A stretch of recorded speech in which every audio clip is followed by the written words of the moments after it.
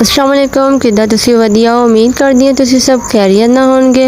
अगर तुसीं साडे चैनल ते नवें तां साडे चैनल नूं सबसक्राइब कर दिओ, नाल ही बैल आइकन दा बटन प्रेस कर दिओ ताकि तुहानूं साडी हर आने वाली वीडियो मिल सके।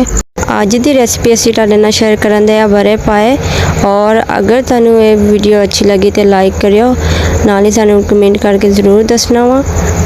वीडियो दा कोई भी पार्ट तुसीं मिस नहीं करना, वीडियो नूं एंड तक ज़रूर देखियो। अच्छा जी, पकाना शुरू करते हैं। बिस्मिल्लाहिर्रहमानिर्रहीम, बिस्मिल्लाह दी बरकत।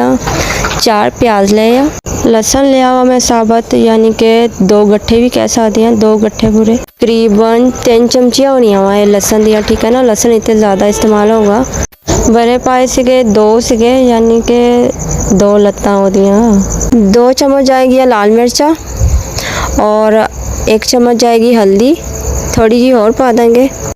1.5 चम्मच नमक दा और पानी जाएगा ये 3 गिलास, पानी के 3 गिलास पावांगे। अच्छी तरह इन्हें मिक्स कर देंगे। और अग तुसीं इन्नी ज़्यादा तेज़ नहीं रखनी क्योंकि फिर पानी जल्दी खुश्क हो जाएगा। तो मैं देगची ते इस तो रखे क्योंकि चूल्हे की अग होंदी आ, ओहदी अग की वजह ना प्रेशर कुकर फिर जड़ियाँ होंदियां मुट्ठा वगैरह होंदियां वो जल भी जांदियां वा। इस तो मैं पहला देगची ते पकाऊंगी। आ देखो अच्छी तरह सेक लग चुकिया वा। अच्छा 20-25 मिनट में पकाया और ये 3 टमाटर जाएंगे। बिस्मिल्लाहिर्रहमानिर्रहीम।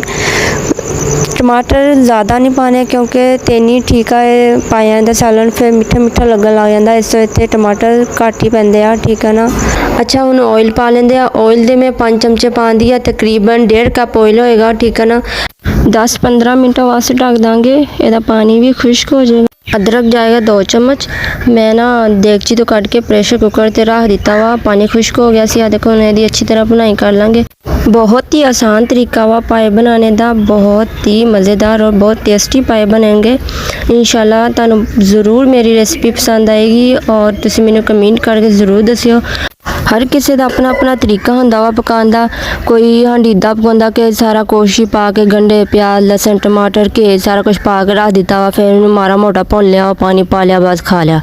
वो मज़ा वो टेस्ट हांडी दा रहिंदा ही नहीं है। ज़ुबान का चस्का एवें थोड़ा लगता वा, तरीके ना हर चीज़ होवे ते खान का मज़ा भी फिर आंदा। कल्ली कल्ली चीज़ की खुशबू आनी चाहिए हांडी। हमेशा जो भी पकाओ दिल ला के पकाओ। मैं अदरक हमेशा उदों ही पाउंदी हुंदी है जो मैं हांडी नूं भुनना हुंदा, क्योंकि इसदा टेस्ट अपना ही हुंदा। अच्छा जी, हुण इहदे विच पानी पा लेंदे हां, ठीक है ना। देखो मैं देगची ते पाए कड्ढे सी ते फिर मैं क्या सी जो मैं पानी पाऊंगी उदे दा गाल पा लांगी, ठीक है।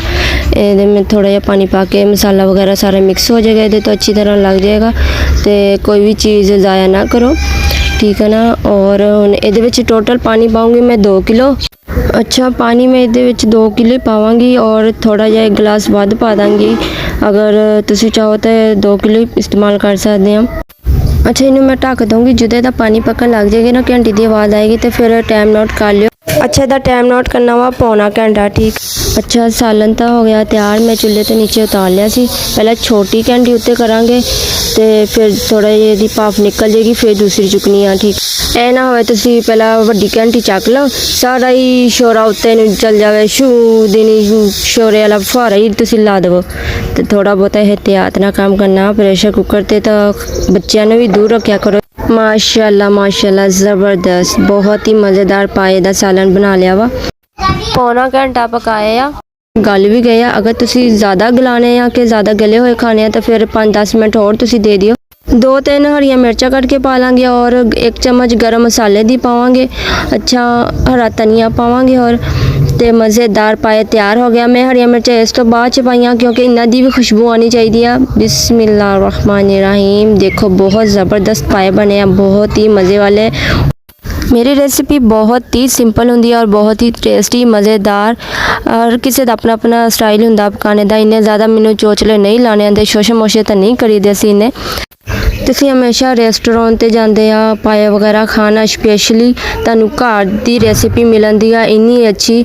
और तुसीं बना के जो देखोगे ना, ट्राई करोगे तो उम्मीद करदी हां तुहानूं होटल वाला खाना तुसीं भुल जाओगे। किद्दां फिर आया ना चस्का।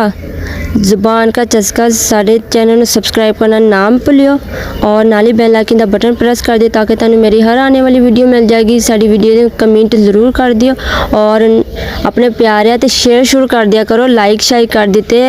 बहुत ही अच्छी रेसिपी तुहानू नाल शेयर की है, उम्मीद करते तुहानू ज़रूर पसंद आएगी और तुसी ट्राई करके ज़रूर देखियो।